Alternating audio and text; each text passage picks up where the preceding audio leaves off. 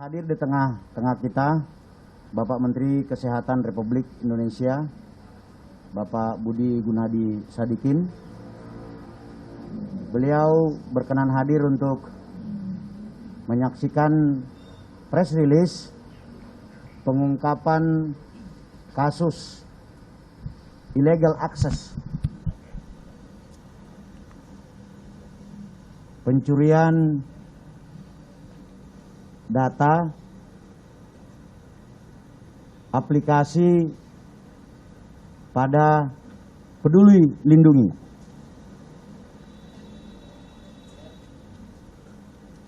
Tindak pidana illegal access ini atau pencurian data elektronik ini diatur dalam pasal 30 dan pasal 32 Undang-Undang Nomor 19 Tahun 2016 tentang perubahan Undang-Undang Nomor 11 Tahun 2008 tentang transaksi dan informasi elektronik.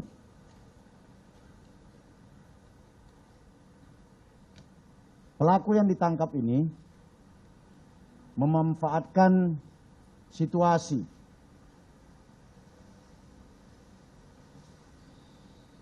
masyarakat yang ingin mendapatkan sertifikat vaksin yang dapat dipergunakan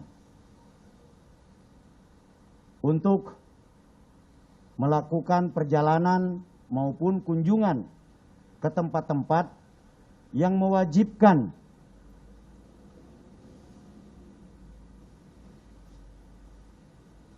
menggunakan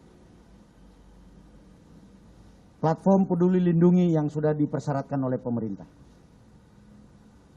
Modus operandinya adalah pelaku memiliki akses ke data kependudukan. Pelaku memiliki akses ke PIKer. Lalu kemudian bekerja sama dengan rekannya untuk menjualnya kepada publik.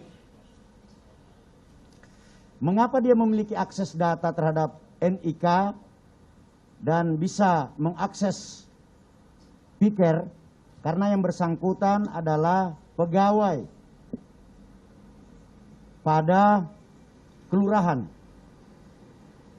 di Muara Karang. Dia paham betul bahwa untuk bisa mendapatkan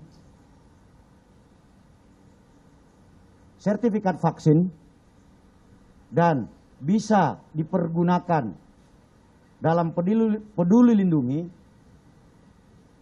disyaratkan dua hal tersebut. Setelah mendapatkan akses ke nomor induk kependudukan, kemudian yang bersangkutan membuat sertifikat vaksin dengan memanfaatkan password dan username PIKer yang juga dia ketahui karena dia bekerja di sebuah kelurahan tersebut. Ini singkat ceritanya, teman-teman sekalian. Pelaku ini dua orang berbagi peran. Yang satu sebagai petugas marketing menjual kepada masyarakat melalui akun Facebook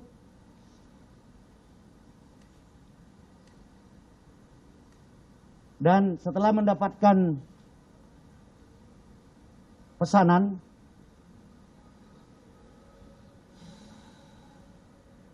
pelaku berikutnya membuatkan. Adapun identitas pelaku yang pertama adalah Saudara FH, umur 23 tahun, karyawan swasta, pendidikan SLTA. FH ini pemilik akun Facebook dengan nama Tri Putra Heru, memposting kartu vaksin dengan kata-kata atau kalimat Rekber Agit Only System Cek Web cair pada grup Facebook dengan nama Official 16 Market Indonesia. Dan setelah dilakukan komunikasi terhadap akun Facebook tersebut, diketahui bahwa akun Facebook tersebut menjual vaksin tanpa harus melakukan vaksinasi dan bisa langsung terkoneksi dengan Peduli Lindungi dengan harga satu kartu atau sertifikat vaksin Rp370.000. Kemudian pelaku kedua dengan inisial HH, ini yang staf pada tata usaha di Kelurahan Kapuk Muara, umur 30 tahun, pendidikan SD. Modus daripada pelaku kedua adalah saudara HH membuat sertifikat vaksin pada sistem Pikir BPJS yang terkoneksi dengan aplikasi Peduli Lindungi tanpa melalui prosedur yang ditentukan. Kita kalau mau mendapatkan sertifikat vaksin kan setelah kita divaksin, kemudian dilakukan input data secara manual oleh petugas imputor. Lalu kemudian setelah kita mengunduh aplikasi Peduli Lindungi, nanti akan terbit sertifikat tersebut. Nah, karena dia memiliki akses dan mengetahui username dan password Pikir, maka dia bisa menjual sertifikat vaksin tersebut.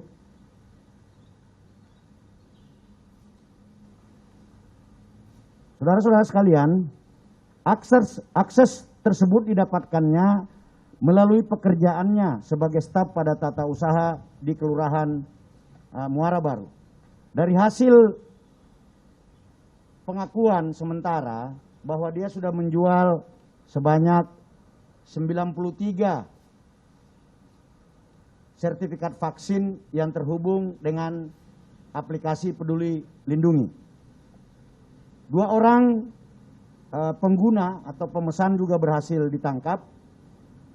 Yang pertama, saksi atas nama AN, umur 21 tahun, karyawan swasta, tinggal di daerah Pamulang. Dan yang kedua, saudara BI, umur 30 tahun, karyawan swasta, tinggal di daerah Serang Baru, Bekasi Kabupaten. Kedua saksi ini berperan melakukan pembelian sertifikat tanpa divaksin kepada akun Facebook yang saya sebutkan di atas, Tri Putra Heru, dengan harga yang disepakati Rp350.000. Yang satunya dengan harga Rp500.000. Setelah penyidik menanyakan mengapa memesan lewat akun tersebut, dia ingin supaya bebas kemana-mana. Nanti akan dijelaskan oleh Pak Menteri, bahayanya kalau orang tidak divaksin bisa menggunakan akses Peduli Lindungi tersebut. Perbuatan tersebut diancam dengan pidana penjara 6 tahun dan denda sebanyak Rp600 juta, sebagaimana dimaksud dalam pasal 30 Undang-Undang Nomor 19 Tahun 2016 tentang perubahan atas Undang-Undang Nomor 11 Tahun 2008 tentang informasi dan transaksi elektronik. Serta juga melanggar pasal 32 Undang-Undang Nomor 19 Tahun 2016 tentang orang yang dengan sengaja dan tanpa hak melawan hukum dengan cara apapun mengubah, menambah, mengurangi, melakukan transmisi, menghilangkan, memindahkan, menyembunyikan suatu informasi elektronik dan atau dokumen elektronik milik orang lain atau milik publik. Jadi yang satu dia menggunakan dokumen elektronik milik orang lain, yang pasal 30 adalah dengan sengaja tanpa hak mengakses komputer dan sistem elektronik yang dapat merugikan orang lain. Ini barangkali rekan-rekan kronologis singkat. Tim penyidik sedang mendalami 93 kartu vaksin yang sudah dapat dipergunakan di aplikasi Peduli Lindungi agar itu bisa kita tarik kembali dan bisa kita amankan. Yang kedua, penyidik juga sedang mendalami modus operandi seperti ini bisa saja terjadi di tempat lain. Oleh sebab itu kita benar-benar akan melakukan proses-proses penyisiran, proses-proses penyelidikan agar ini tidak terjadi kembali. Saya kira itu teman-teman sekalian.